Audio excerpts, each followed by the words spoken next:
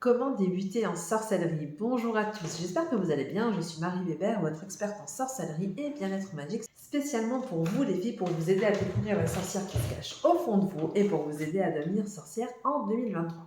Et aujourd'hui, on va répondre à la question par quoi commencer quand on veut, par quelle première action poser plutôt quand on veut débuter en sorcellerie. Alors je sais qu'il faut évidemment penser, je vous ai déjà dit dans d'autres vidéos, penser à se protéger, c'est le plus important, mais une fois que la protection est posée, qu'est-ce qu'on peut faire? Par quoi peut-on commencer? Et c'est justement ce à quoi on va répondre dans cette vidéo. En attendant, la première action que tu peux faire, c'est déjà de télécharger ton guide gratuit. Donc, je te l'ai mis en description. C'est un guide que je t'ai préparé de 33 conseils, phrases, astuces, idées, conseils à mettre en place dans ton quotidien pour devenir sorcière en 2023.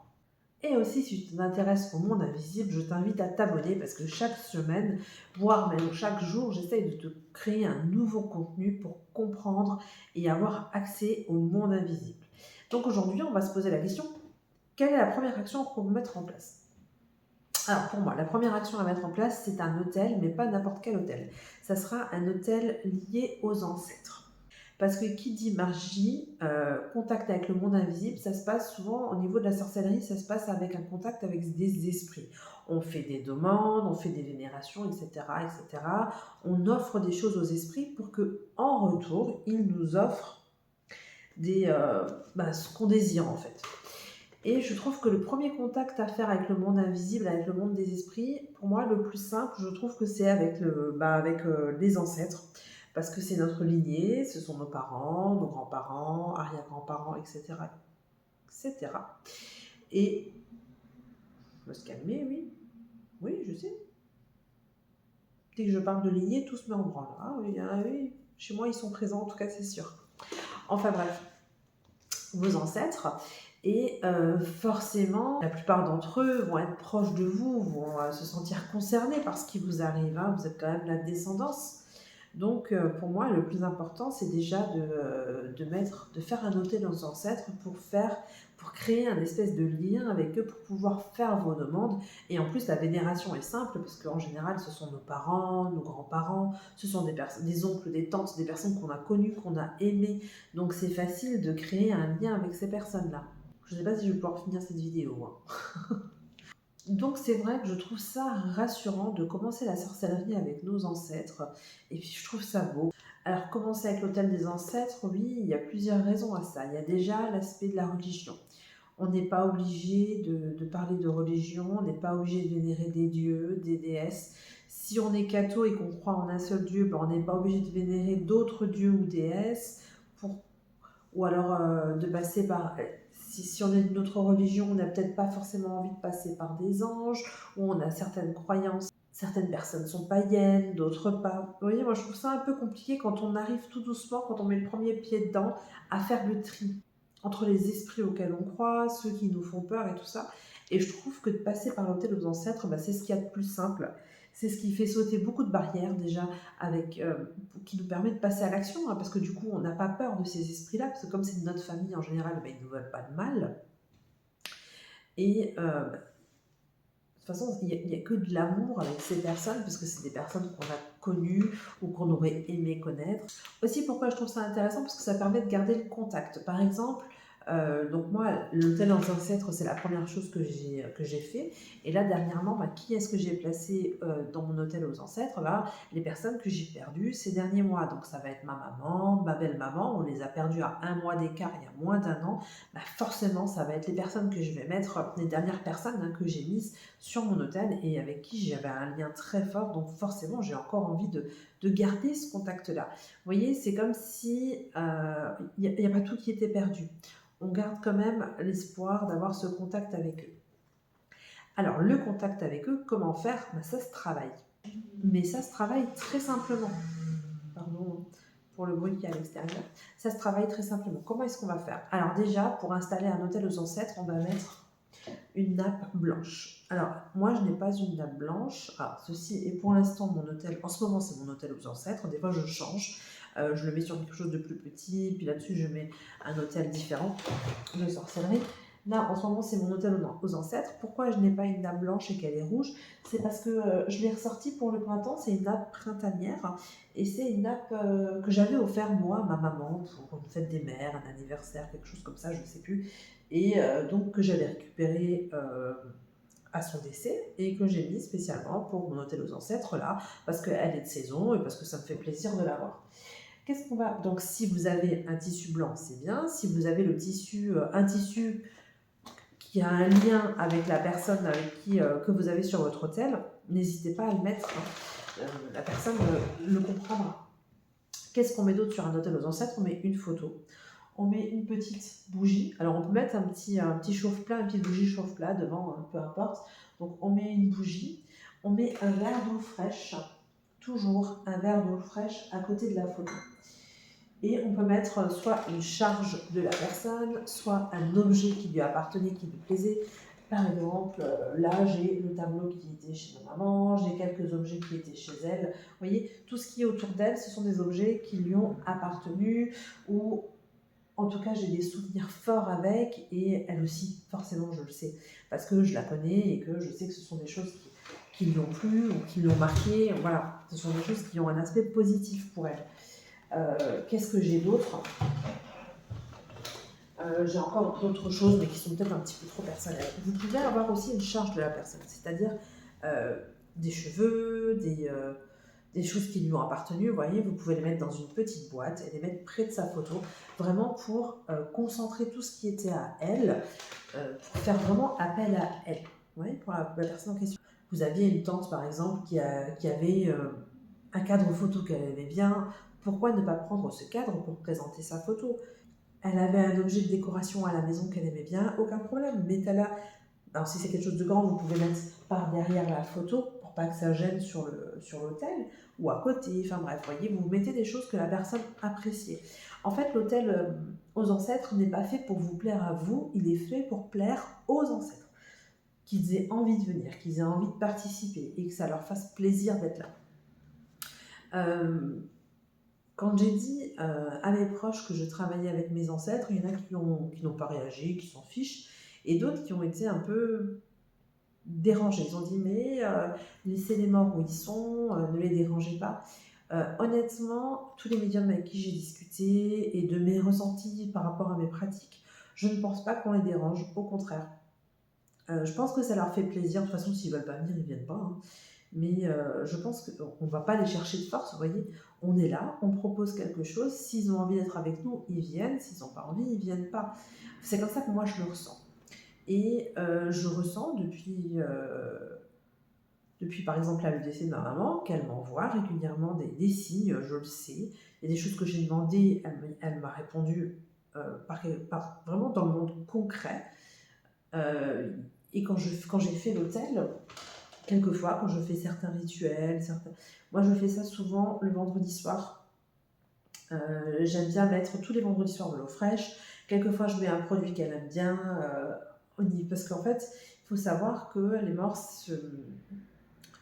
vont prendre des énergies dans les aliments, par exemple, ou dans des choses qui... Oui, dans les aliments. Donc, par exemple, le vendredi soir, quand je vais boire un coup, quand je vais grignoter quelque chose, ben, je vais lui mettre, ou aux autres personnes que j'ai sur mon hôtel, en fonction de leur goût. Je ne vais pas leur mettre quelque chose qu'ils n'aimaient pas. Par exemple, de temps en temps, le week-end, moi, je me bois une bière. Et ben, je sais qu'à ma maman, je vais lui mettre un peu de bière parce qu'elle aimait bien, en été, quand il faisait chaud, elle aimait bien boire une petite bière fraîche. Par contre, ma belle-maman, j'ai pas le souvenir qu'elle buvait de la bière, mais du tout. Donc, peut-être que je me trompe, hein, je la connaissais peut-être pas assez pour ça. Mais en tout cas, j'ai pas ce souvenir-là, donc je ne vais pas lui en mettre. Mais j'irai peut-être même pas lui mettre de l'alcool parce que j'ai pas le souvenir qu'elle aimait même le vin ou quoi que ce soit. Par contre, elle aimait peut-être un fruit, un chocolat, quelque chose de sucré, du chocolat au lait, des choses à grignoter. Ça, elle aimait. Un truc tout bête, la dernière fois, j'avais fait des pommes de terre rôties avec de l'œuf chez nous, dans le Grand Est. On aime faire des pommes de terre rôties, on prend des œufs de la ferme qu'on casse, qu'on va battre et on les met crus. Alors ça peut paraître bizarre, mais c'est quelque chose de chez nous.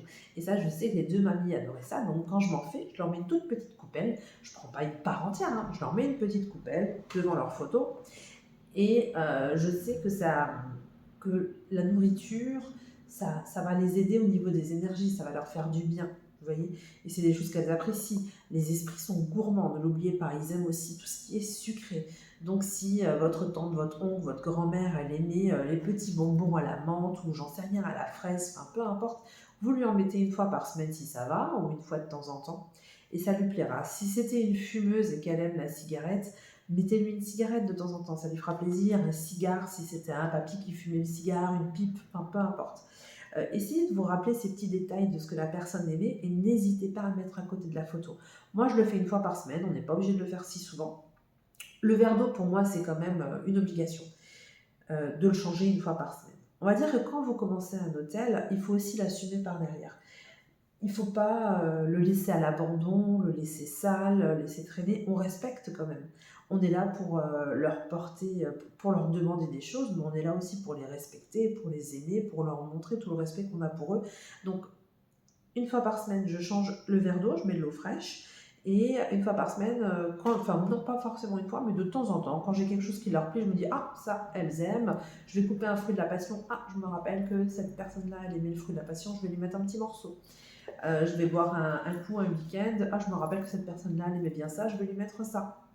Vous voyez ce genre de choses, il ne faut pas hésiter.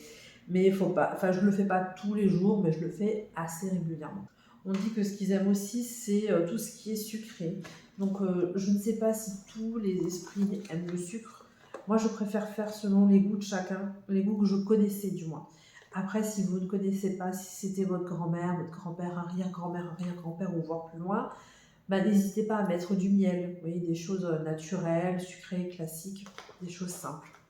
Alors maintenant, vous allez me dire, ok, super, mais pourquoi faire ça? Bon, de un, évidemment que ça nous fait du bien de pouvoir garder le contact avec eux. De deux, pour créer vraiment un échange avec eux. Parce qu'à force de mettre, à force moi je sais que le vendredi soir, de temps en temps, je viens, je leur parle, je discute avec eux, et je leur parle naturellement comme s'ils étaient là, hein, comme je parle avec vous maintenant, comme si vous étiez avec moi. J'ai aucun problème avec ça en fait, ça me gêne pas de leur parler, au contraire, ça me fait du bien. Et ça va créer, à force, ça va créer vraiment un lien. Vous verrez, ce qu'on dit souvent, c'est qu'on voit des bulles.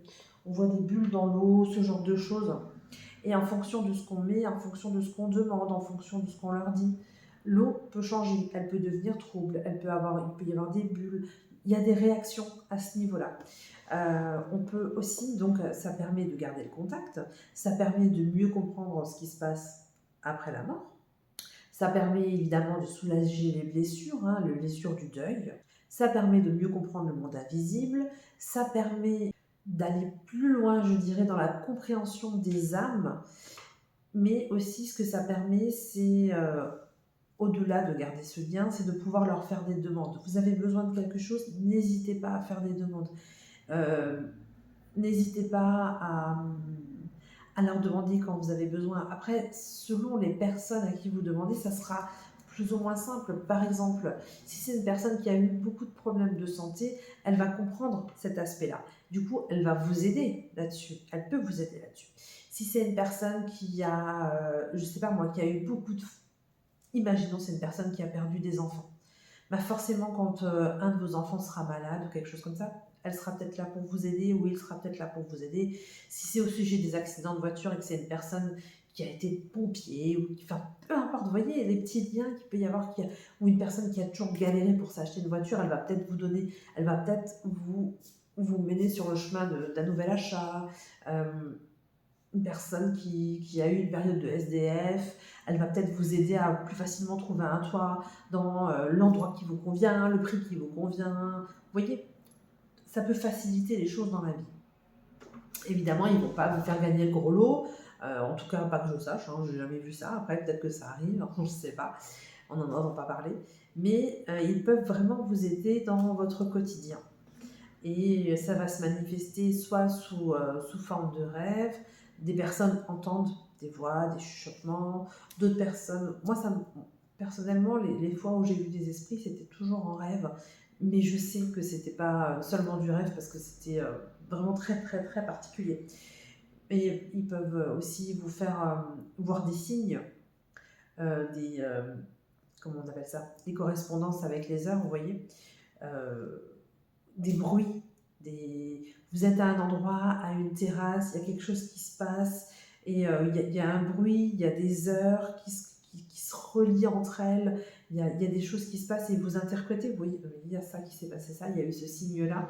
Et une fois qu'on relie tous ces signes, en fait, on arrive à trouver le chemin où on veut aller. C'est un peu compliqué dit comme ça, mais je ne sais pas comment vous l'expliquer. En fait, les signes, si on ne les vit pas, c'est un peu difficile à dire. Par exemple, je ne sais pas moi, vous êtes avec une copine, vous allez avec une copine au restaurant et elle est célibataire, elle cherche l'homme de sa vie, elle va faire des prières à une tante qui était beaucoup dans les relations, qui était une femme très dans l'amour, etc. Elle va lui faire des demandes et elle va aller sortir au restaurant avec vous et puis boum, elle va vouloir aller, je sais pas moi, elle va se lever pour aller aux toilettes, elle va faire tomber son verre ou quelqu'un va faire tomber son verre en même moment. Vous voyez, c'est le signe pour attirer l'œil, le regard, l'ouïe. Hop, on se tourne, on croise le regard d'une personne et il y a quelque chose qui peut commencer, qui peut naître. Voilà, c'est ce type de signe. Ou alors on vous fait, je sais pas, on va vous chercher une maison, vous passez dans une rue où il y a une maison avant qui serait totalement ce que vous cherchiez. Bon ben voilà, on vous aura guidé jusque-là. Ils vont vous offrir ce dont vous avez besoin. Pas ce que vous demandez, mais ce dont vous avez besoin. Par exemple, des fois, on va demander les femmes célibataires, elles vont demander de rencontrer l'homme idéal.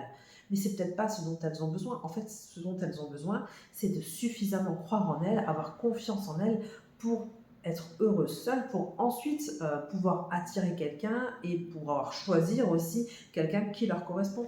Enfin, vous voyez, il y a ce dont on a besoin et euh, il y a ce dont on désire et ce dont on a besoin. C'est pas toujours la même chose. Et souvent, nos ancêtres, mais comme ils connaissent tout, ils savent tout de nous. Ils lisent en nous comme dans un niveau ouvert, mieux que nous-mêmes d'ailleurs. Et donc, ils savent exactement ce dont on a besoin, donc ils sont là pour nous l'offrir. Ils sont là pour nous offrir des béquilles financières, des béquilles sur la santé, plein de choses. Donc, c'est vraiment un lien à créer à travers l'autel aux ancêtres pour pouvoir faire nos demandes aussi. Donc voilà, j'espère que cette vidéo vous aura plu. N'hésitez pas à liker si c'est le cas. N'oubliez pas de télécharger votre guide des 33 conseils, phrases, outils à mettre dans votre quotidien pour vous transformer en sorcière en 2023. Pense à t'abonner si ça n'est pas encore fait parce que chaque jour, chaque semaine, je te sors des nouveaux contenus pour t'aider à mettre un premier pied dans le monde invisible. Voilà, je te dis à très bientôt. Allez, ciao les moldus!